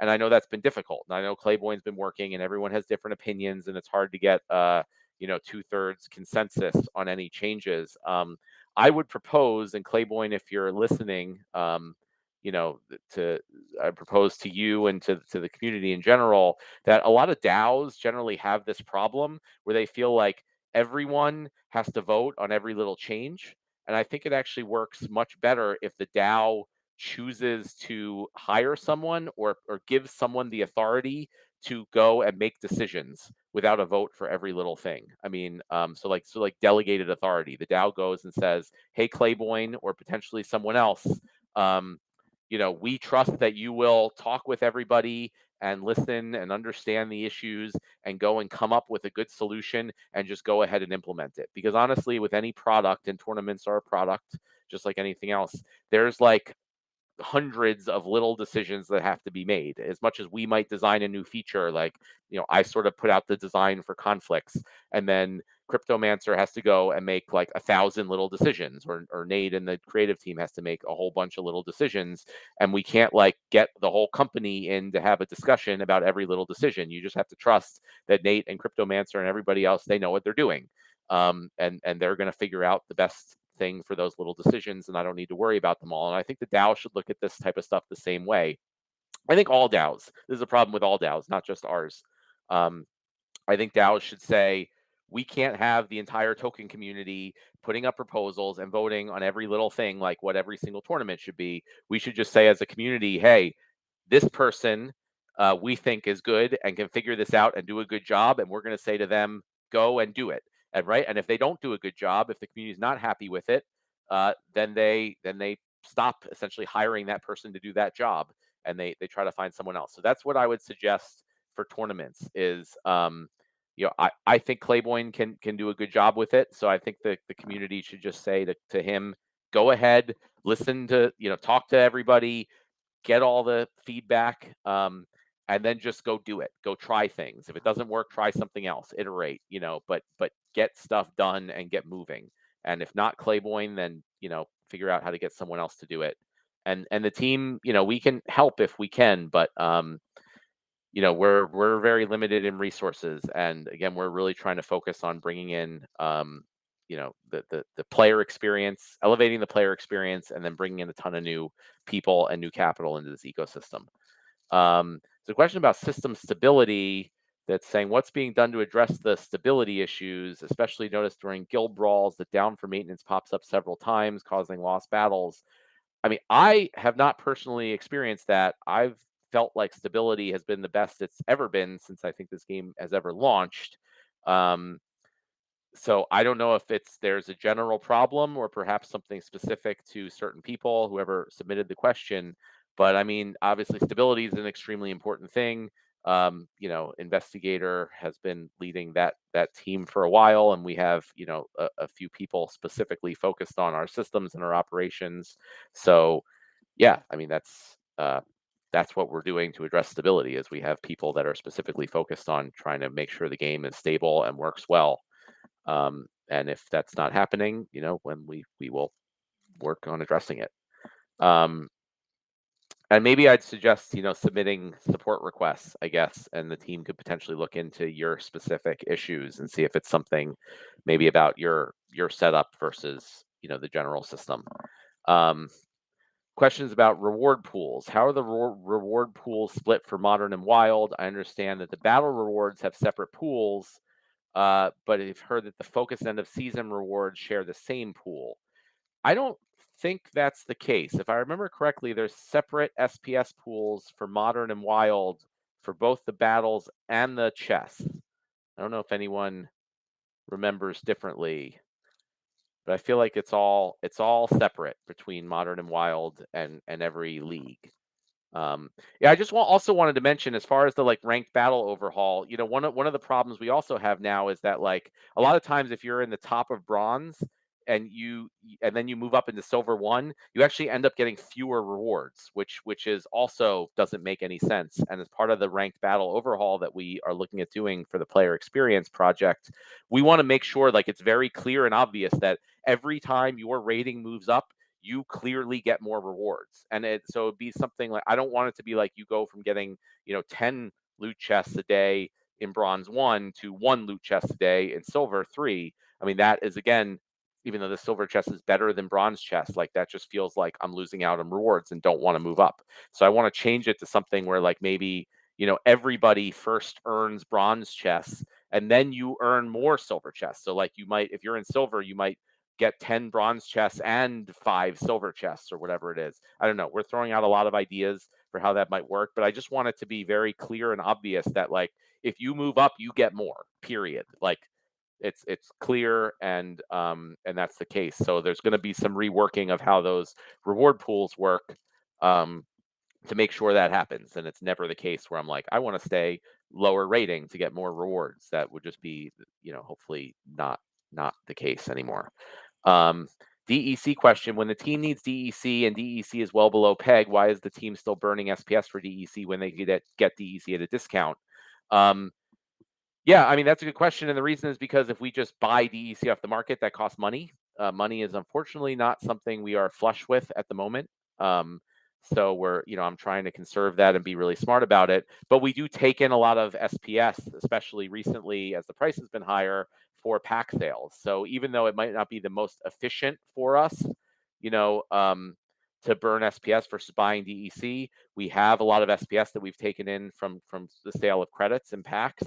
And we don't have a lot of like other cash and crypto that we need to pay our people and our expenses. So it may be better for our business in the short term right now while we're a little cash strapped to burn that SPS because otherwise, we might just have to sell that SPS on the market, which we don't want to do. So we're purposely taking a bit of a loss there on the conversion, but that benefits the community, right? If we take that loss, ultimately the community benefits because the SPS is being burned versus being sold on the market for the DEC. So that's it's a calculated loss that we've done, and it's not a huge amount of money. So it's we definitely wouldn't do a ton of it that way, but that's why we do that. Active key question: can the team change the combining of cards and opening packs to require the active key? It's been brought up many times. And can we confirm the ticket is in our internal tracking system? So, there's reasons for and against that, right? So some people want that and some people don't want that. Some reasons why you wouldn't want that is because sometimes you have a scholar or someone battling on your account, and you want them to be able to say combine your Soulbound reward cards or other cards to help them win more battles, right? Another reason is because, especially as we're talking about the new player onboarding experience, like the active key is sort of a more advanced topic for a lot of people, right? We want people to just come in, put an email and password, they play the game, and we want them to be able to kind of do everything that like a normal sort of Web 2 game would do without having to get into the whole key management aspect of it. So that includes, buying and opening packs. Like that's something people should be able to come into the game, buy packs, open packs, combine cards, and play. And they shouldn't need to get into keys for doing all that. So ultimately, I think the best solution is to have that be an option and people can choose. So by default, I think they will not take the active key. But if we have an option that would allow it to, you say for my account, this requires active key, that to me is the ultimate solution. As far as priority, though, that isn't the highest priority, in my opinion. So it's something. We have like a million little things like this that are not the highest priority. And it's the type of thing where I leave it open to team members. Like if they feel strongly about any issues and want to spend some time putting that in, I'm not going to complain. But it's not like specifically on our roadmap. A question about Cloudflare and anti-bot solutions. Can I talk about how things are going with the Cloudflare anti-bot solutions and if the team is happy with the technical capabilities and results? Can we share any data on how many accounts have been flagged affected by the pro-human modern league proposal? You can correct me if I'm wrong, investigator. I don't think we ended up actually going with Cloudflare and have sort of implemented our own, solutions for that. And I don't know if you have any data or anything on how many accounts have been flagged or affected, but If not, this would be one of those good questions that I talked about earlier, where maybe we could put into a special channel, and someone like Butcher Block, who's our data person, might be able to just throw out some information. From what I've seen, there's been a lot of accounts that have been a decent number of accounts that have been flagged over the time period, and it seems to be working decently well as far as I can tell in Modern League. Anyone else, feel free to chime in if you have anything to add. Otherwise, the next question is about proposal 57. Can you provide an ETA on when the successful proposal number 57, solutions to minimize bot farms, from back at the end of November, will be implemented in the game? I don't have an ETA for that. I mean, this is one of those things where there's been a whole bunch of proposals, and we obviously try to respect those and put them in when we get to it. But it's the type of thing where we're not just dropping everything and running to do every single proposal that comes through. And it's important to keep in mind that for things like this, these are ultimately suggestions, right? If it's not about the SPS or voucher or license tokens, ultimately it's the team's decision. And I think a lot of the stuff I just talked about, what we're planning to do with a ranked battle overhaul, might, make that not even necessary, or possibly require a different solution. So I think for that one in particular, we're first going ahead and implementing all the stuff I talked about that we're planning to do with ranked battles, and then we're gonna come back around and reevaluate and see if that's something that the community and the team still thinks is important and what we want to do. Next question about SPS. Is there a plan or ideas for when SPS is fully distributed? Not a concrete plan, but it's been, I think we're halfway through the 5-year plan for SPS distribution. I think it's going to go a little bit beyond 5 years, because not everything was implemented right away. But it's kind of crazy when you think about it. I remember when we were putting that out, and the sale first, the SPS token first went live. It just seemed like forever away, that it would be done being distributed. But it's things go fast in crypto. So, but the overall idea is that the DAO and the company will have amassed very, very significant SPS positions. And then I expect that there will be proposals to say, should the DAO and or the company can participate in, subsidizing reward pools without adding to token inflation through the tokens that are in the DAO. And the idea is that hopefully that will be done sustainably. So the DAO will be putting its tokens potentially back into reward pools, and the DAO will be earning tokens through various mechanisms. And so, that it'll just be recycled. It's not like then the DAO will run out after a few years and then we're totally out of SPS tokens, but it's hopefully like works in a sustainable way where the DAO keeps taking in tokens and then paying it out to players who are adding value to the ecosystem. So that's like high level plan of how it will work, and we'll get into the details as it gets closer.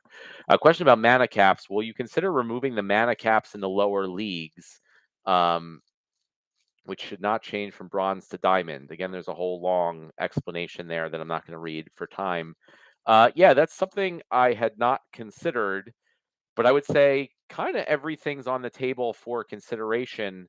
But again, that's one of those things that I'd like to hold off on and say, let's do all these changes I just talked about to ranked battles and see if those problems go away. This is, again, another one of those examples where, since I think our underlying system is flawed, then there's all these ideas of like, oh, let's change this, or we need to do this, and a lot of these weird things. And my hope is that most of those problems just naturally go away if we fix the underlying issues. But we'll see, and that's an interesting concept that I hadn't thought of before. Question about the bull market. Am I confident that the Splinterlands game itself, and the SPS token in terms of price can keep up with other NFT games during the bull market? Yeah, keep up with other NFT games. Like, it's hard to say. There's always going to be, things that come out of nowhere and are the next big thing. I'm confident that that we're going to do well. I mean, is it going to be the best gaming token out there? I don't know. That's, unlikely, hard to say. But overall, I'm very excited and bullish. If I wasn't, then we would change course to try to do whatever it would be to get me excited and bullish, and you know think that we're going to have a better product. So ultimately, I feel like a bull market is going to come. I don't know when the timing is. It may still be a year or more away. And all that we can do is just build the best product that we can. Uh, so when we get there, we get the most new people and we retain them, and we get the most value coming into the ecosystem. And that's like literally all the stuff we've been talking about tonight. And recently is just all about that. It's all about when the next bull market comes, or even before, or even if it doesn't come, doesn't matter. We should have such an awesome product. And we start promoting it and getting the word out there, and then people come in and they like it, they put money into the ecosystem, and that kind of builds on itself. And that's why I'm excited about this project, and I think it's going to do extremely well. um, Rule set question: how about a rule set for 5 mana or less? There are a ton of great 5 mana cards in the game, but they can be hard to work into battles. Yeah, I mean, one of the things I know that Call Me Tim and Melon Man have been working on is a whole bunch of new rule sets. I don't know that any of them have been released yet, but I think rule sets are really kind of the bread and butter of Splinterlands. Like that's what the game kind of is. That's what makes it Splinterlands. So I am always encouraging more rule sets of all different kinds, and I particularly like rule sets that limit cards. I think those are the most interesting, and they're the ones that actually require players to have a very diverse collection. Um, so yes, I think a 5 mana or less, or even like a mid mana rule set. Yeah, I don't know. There's all different ideas. So I'd like to see more rule sets coming out on a regular basis. Card burning event. Yeah, good question. 'Cause I haven't talked about that in a bit. Is there any updated information about the card burning event? Will it most likely occur Q1 or Q2 or even later? Could you give some of your ideas and thoughts on how it will work? Yeah, this is something I've been thinking about a lot. I would like it to happen in Q1, which means we need to get working on it quickly. So it's possible that won't happen. I don't know yet exactly how it would work, but the idea is that it's sort of like the DEC burning event that we had last May, but instead of burning DEC, you just burn cards, and you probably get value for the collection power of those cards. Um, and the goal of that system really would be we just have this humongous glut of cards, the Chaos Legion reward cards, and just most Chaos Legion cards in general, and we just need something to kind of get those out of the system so we can move on, honestly. I thought rather than doing another DEC burning event, it might be better to do a card burning event. Now, maybe we could also allow the burning of DEC2, and you just get like a benefit for burning cards instead. But players could do both. I would imagine it'd be something like a 30-day thing, and it starts out like you get more value the first day, and it goes down slowly over time. Because I thought that was really cool how we did it last time, and encouraged people to do it at the beginning and not just all wait till the very end to jump in. And then I think the rewards are going to be, I think that is what I'm thinking, is that will be how we distribute a new promo card. I want to do a new, at least one or maybe a few promo cards every quarter. And this might be a good way to distribute them for the first quarter. Would be, you burn other cards and you get these new promo cards in much less quantity. I think I would do a DAO proposal to see if the DAO would put up some of its rebellion and or Rift Watcher packs as prizes. We'll probably do titles also, like we did last time, as prizes. And probably the company can put up, some alpha and beta and older packs and land plots and stuff too. So that's like high level what I'm thinking for it. But there's still a lot of like numbers that need to be figured out and details. But that's what my thoughts are on it currently. The last question in our pre-recorded questions is about land. The prefix titles that are included in the Land 1.5 white paper, are they under development, and when do we expect them to be released? Yeah, we have a whole list of things. There's like 6 or 7 items that were part of the Land 1.5 white paper that aren't part of the game yet, and they are being worked on, and then we're calling that like 1.6, Land 1.6. I don't have an ETA on them. I know the first one that's being worked on is the grain market, which in my opinion is the most important. but the prefix titles are on that list. So, look for those things to be coming out over the next few months or however long. All right. So unfortunately, I do have to go in about 10 minutes. So I'm not able to stay on longer. So let's open it up to questions.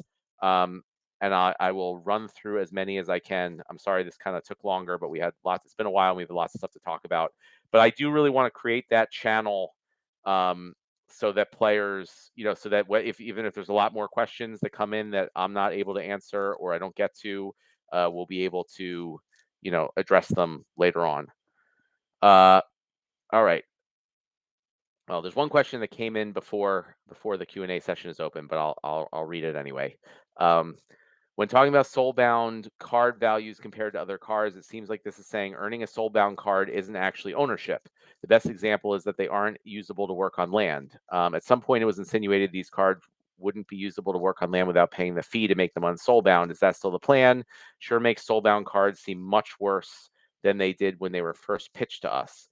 Yeah, I disagree with that. So like earning a Soulbound card isn't actually ownership. I'm not really sure what that means. I know a lot of people say like, oh, Soulbound is Web 2 and it's not Web 3. Without going into this in much detail, I think that's BS and that's not what Web 2 versus Web 3 is. There's many Web 2 games where you can trade assets or even sell assets. That to me is not what makes a game Web 2 versus Web 3. And it's really about how to put this. I guess that like if you think about the word anarchy, a lot of people think it means no rules, but what it really means is no rulers. And that's what to me I think the difference is between Web 2 and Web 3. You know, in Web 2 there are rulers. And in Web 3 there aren't, or ideally, it's like the community owns and operates these things. So there's not like a company or an organization that runs it, right? So, but there's still rules. So just because you have things that are soulbound, that's just part of the rules of the system. Um, but the fact that everything's open on a public decentralized blockchain and anyone can participate, and there's not like a person or company that can go like prevent people from participating in these things or take your assets or ban you or do these things. That to me is the difference between Web 2 and Web 3. And I think just saying that like everything always has to be tradable and nothing should be soulbound would just make things worse and make it harder to build a good product at the end of the day. And I know, a lot of people expected certain things from the Soulbound reward cards.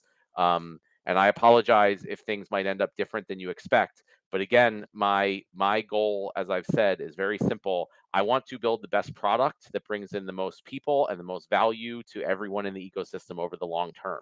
So, if that means some things are going to happen differently than was expected or that people thought, I'm sorry, but that's just how it has to be. And it might be different than I originally thought too, right? And I don't just do things because it like somehow works out well for me or whatever. It's just very simply like, yeah, we might have thought things might work one way, and I think we've been very clear all throughout history of the game that everything that we talk about is what is currently planned. It's what we think is going to happen. I think we're very careful. We never promise or say that anything is for sure. And I think I've been very clear multiple times, and I know I at least have one post about it on my yababat.sps account that clearly talks about like, if we find a better way to do things that's going to make a better product over the long term, that's going to benefit everybody over the long term, we're going to do that. And so that's what the case is here. Like we're, I'm looking at this from every possible angle, and I'm worried less about like what people might have thought or what we talked about or what we said, were ideas or that we were thinking about or how things might be, and I'm looking at not, not causing the same problems for the ecosystem that we've had with Chaos Legion and making sure we do things correctly going forward. So again, I failed at brevity on that one, but I think that was an important question. Next question from Nerd Cthulhu. How much would it help the company finances if some of the formerly Team SPS allocation was unlocked to be burned for DEC exclusively? Will this move the needle significantly to get more things done? I mean, yes, that would certainly help, but but also that would just be, that would essentially be increasing the DEC supply. Like we burn that SPS, which is good, but that SPS wasn't in the ecosystem anyway. So it's really, you can think of it as like inflation, and then it just creates a whole bunch more DEC. So it inflates the DEC price, the supply, which would decrease the price and decrease the value of SPS. So I really don't want to go that route. I'd really rather have things like what we did with Rebellion, where we put a proposal to say, can the DAO pay us with its stable coins or other tokens to do certain things. That doesn't dilute the value of the ecosystem. So that's the mechanism I would use, and maybe look out for something like that in the future. Maybe for the card burning event, we may ask the DAO to help us fund the development of that. And I think it'd be much better for the DAO to use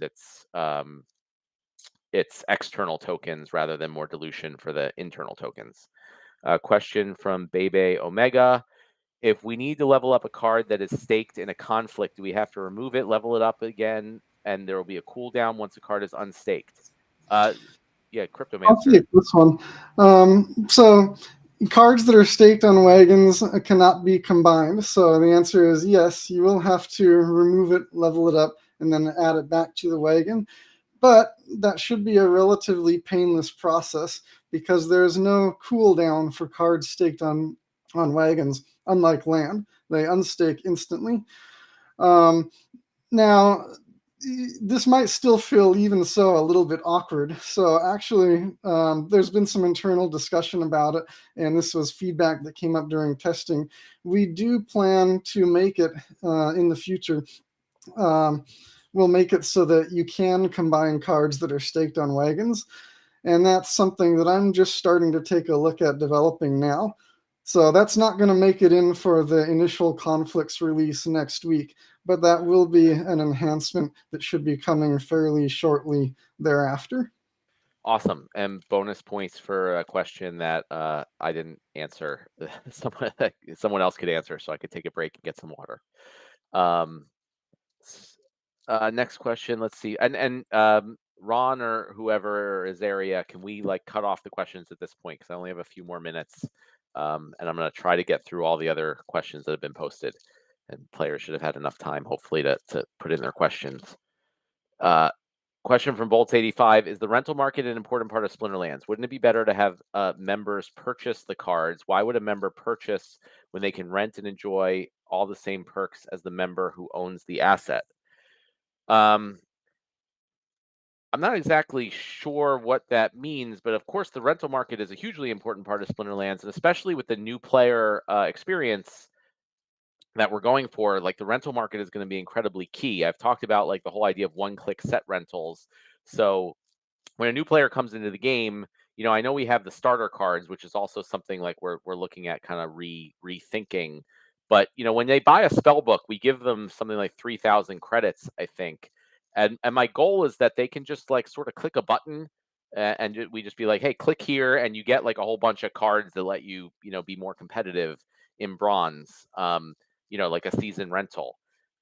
Because players at that point are not going to understand to go on the market and like know which cards to get, and that's the whole process. So they just like, we just do it for them. Like, click here, we get everything that you need that costs, and you can get a good amount of cards at low levels for $3, like a real significant deck. And it's also going to be too expensive to buy, especially for newer people coming to the ecosystem. They're not going to be ready to mostly not going to be ready to just buy a whole bunch of cards. So I think the rental market is going to be really key. And I think if we are successful in bringing in a lot of players, and almost all of those new players just like click and they rent cards off the market, that will add like huge demand to the rental market. And the players that own the cards are the ones that are going to be benefiting from that, right? And that's one of the things we want to let people know also when they are clicking and renting the cards. We want to make sure they understand that they're not like just paying the company like they might, in most any other game. They're actually paying to rent those cards from other players who own them. And that's like, and they themselves, if they get into this game and own cards or earn cards, like they'll be able to do that and be the ones earning money when other new players come in. So I think that especially with that, the rental market is going to be a very increasingly important part of the game, and then the people who own the cards are literally the ones who directly benefit from all the money that comes in from rentals. So that's why owning the assets is much better than renting them. I mean, that's generally the case, everywhere. Owning property versus renting or whatever it is. That's how you build wealth ultimately, is you own things rather than rent them. A Tractor has a question. We already have an ETH and BNB bridge. Are there any plans for a Soul bridge? The Solana ecosystem is going crazy. I think many people would roll profits from there if there was an easy way to get in the game. Yeah, I mean, 100%. So I want to do bridges to like every ecosystem that we can. But I also I want to wait a little bit until after our player experience stuff is done more, right? Because the amount of time and effort we're going to spend on doing all those bridges is not going to pay off as much if the people coming in through them don't have a great experience. And then that's also like when we get into the marketing thing, I don't want to just build a Soul bridge or whatever bridge and then just say, okay, here it is. Hopefully people find it and come to it. I want someone specifically, working for us that goes out to those ecosystems or other projects and can promote it heavily. So the time we spend building those bridges can really pay off. We know we can get the eyeballs, and we know when those players come in that they're going to have an awesome experience. So, again, like everything, like you guys, I wish all this was right now. But this is the first time we've actually taken the time to focus on doing all this stuff. And it's like over the next six months or so, like this is our focus on all these things, so we can go after these opportunities and make sure they pay off when we do them. Question from B Nuts is validator plans. Yeah, validators are important, but we have to be very careful we can only do so much stuff, right? So I talked about the major focuses are land and the new player experience, and I think ultimately, like, if I had to pick, we have to pick. We have a whole bunch of things we can do that are available to be done. We have to pick a few of them, and I think the best way to grow this ecosystem is really the focus on that player experience and the marketing, and then hopefully that gets us to a position where we have many more resources available to then go and bring in more people to finish up all the other stuff that's kind of hanging out there. But until we have the resources, I need to focus on the things that are going to get us the resources.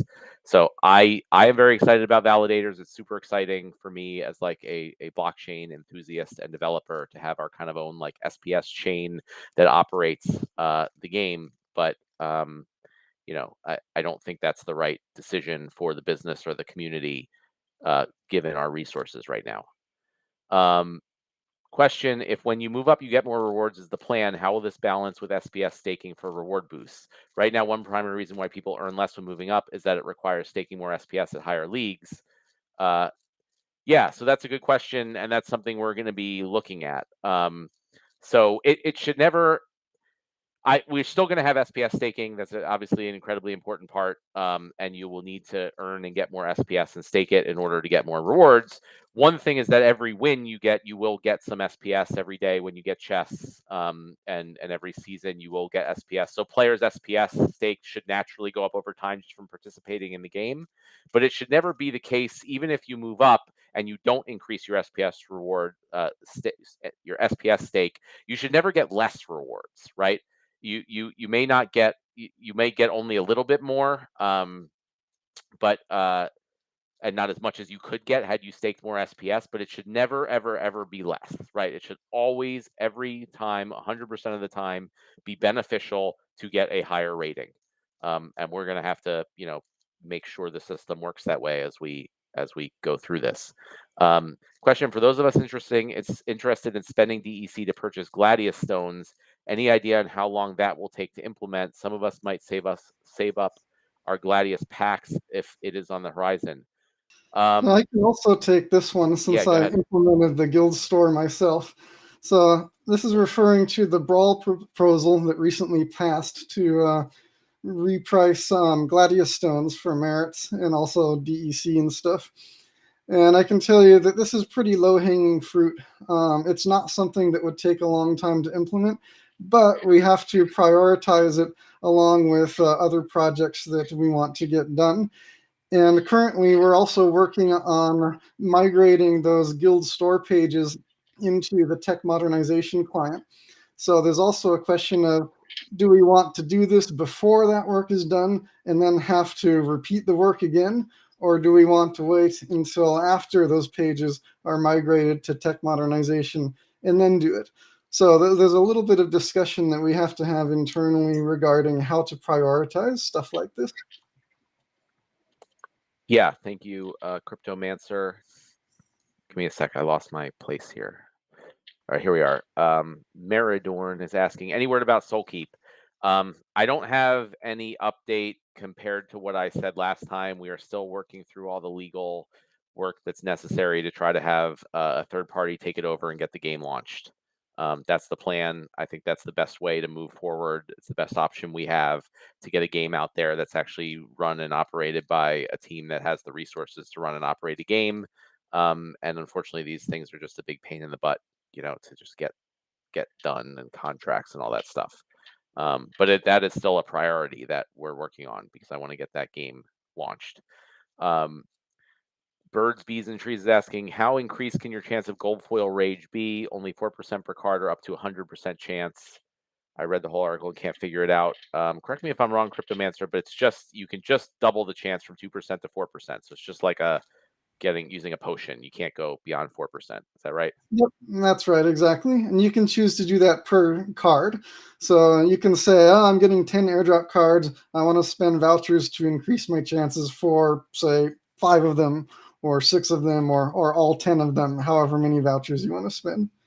Awesome. Question from Zertz. With your plans of the release of a new Gladius card set greatly needed, will you be retiring the previous set from the modern format?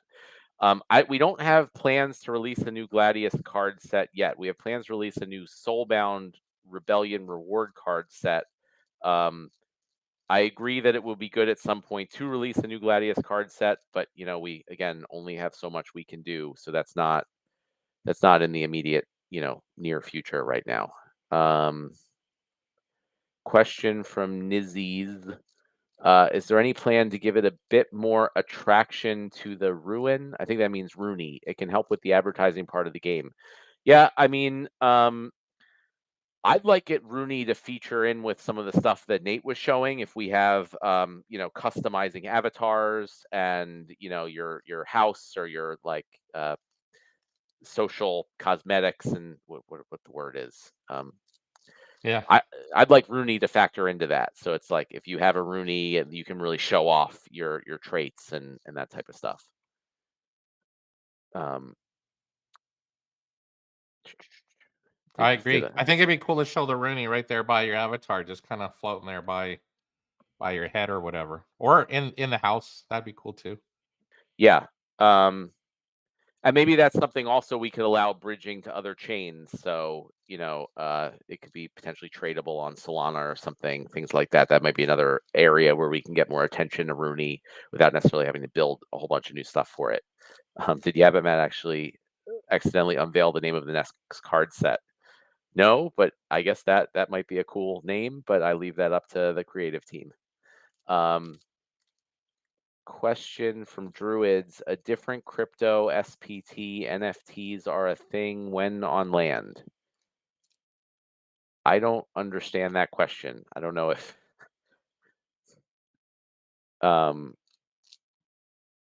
maybe it is if SPT means the Splinter Talk token.